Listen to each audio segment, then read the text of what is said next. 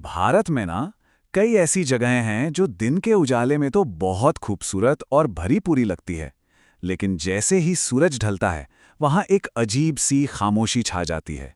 आज हम एक ऐसी ही रहस्यमयी जगह की कहानी सुनेंगे, गुजरात के दुमास बीच की।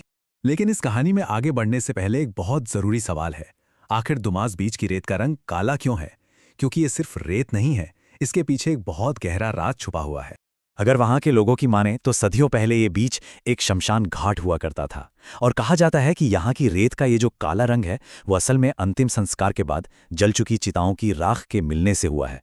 और बस यही एक बात इसे भारत के सबसे डरावने समुद्र तटों में से एक बना देती है।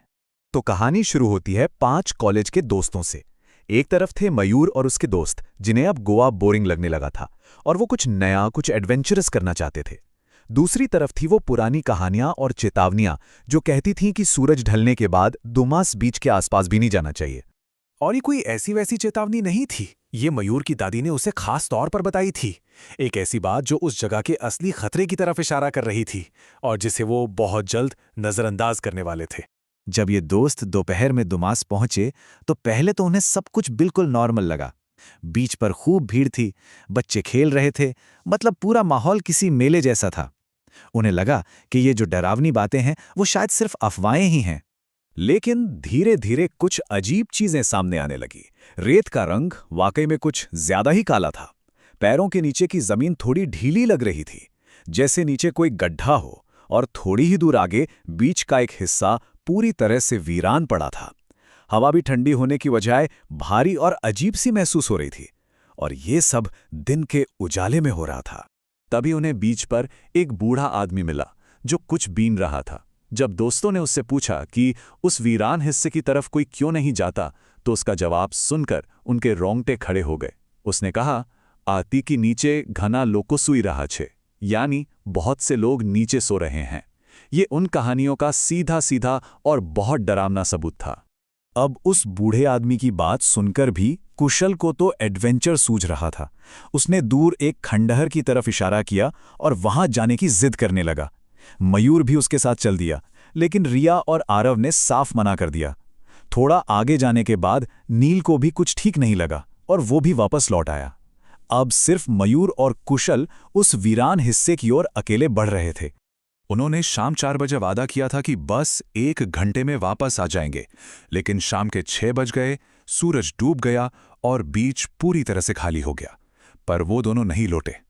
देखते ही देखते घना अंधेरा छा गया, वो रास्ता भटक गए और उनके फोन भी बंद हो गए। और बस यहीं से कहानी सिर्फ रास्ता भटकने से कहीं ज्यादा भयानक हो गई।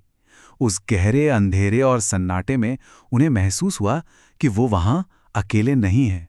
सबसे पहले एक आवाज आई। अंधेरे में से किसी ने बहुत धीरे से, बहुत मीठे लहजे में कुशल का नाम पुकारा। ये इतना अचानक और अजीब था कि वो दोनों डर गए। और फिर मयूर को एक आवाज सुनाई दी।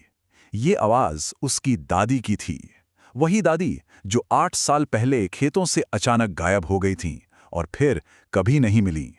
ऐसा लगा जैसे वो जगह उनकी यादों और उनके सबसे गहरे डर को ही उनके खिलाफ इस्तेमाल कर रही थी। इसके बाद तो जैसे उन पर हर तरफ से हमला हो गया।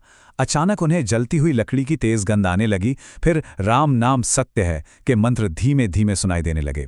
दूर अंधेरे में उन्हें सफेद साए दिखने लगे और फिर अचानक दर्जनों कुत्तों ने एक साथ उन पर भौंकना शुरू कर दिया। फोन की बैटरी खत्म होने से ठीक पहले मयूर ने टाइम देखा। रात के ठीक 12 बज रहे थे। वो डर के मारे बुरी तरह कांप रहे थे और पूरी तरह से बेबस महसूस कर रहे थे। उस पूरी रात वो बस भागते रहे, कभी जलती लकड़ियों के साथ चलते सायों से, तो कभी उन कुत्तों से जो अचानक हमला करके हवा में गायब हो जाते थे।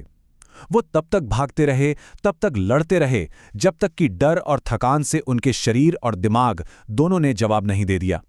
अगली सुबह जब उनके दोस्त पुलिस के साथ उन्हें ढूंढने के लिए वापस आए, तब जाके वो दोनों मिले, पानी के किनारे बेहोश पड़े हुए। वो बच तो गए थे, लेकिन उस रात का खौफ अभी बाकी था। होश आने पर दोनों को तेज बुखार था। उनके शरीर थक कर चूर हो चुके थे, लेकिन सबसे गहरा घाव तो उनके दिमाग पर लगा था। उस रात का डर उनके अंदर हमेशा के लिए घर कर गया था। और ये डर एक ऐसा जख्म छोड़ गया जो शायद कभी नहीं भरेगा। आज भी कहीं से जलती हुई लकड़ी की गंध आती है तो मयूर नींद में चीख उठता है। ये इस बात का सबूत है कि कुछ अनुभव आपका पीछा कभी नहीं छोड़ते। मयूर और कुशल तो किस्मत से मिल गए, लेकिन उनकी कहानी एक सवाल छोड़ जाती है। उन लोगों का क्या होता है जो दुमास के उस अंधेरे में खो जाते हैं और फिर कभी नहीं मिलते? बिल्कुल मयूर की दादी की तरह। ये सवाल इस जगह के रहस्य को और भी ज्यादा गहरा और डरावना बना देता है।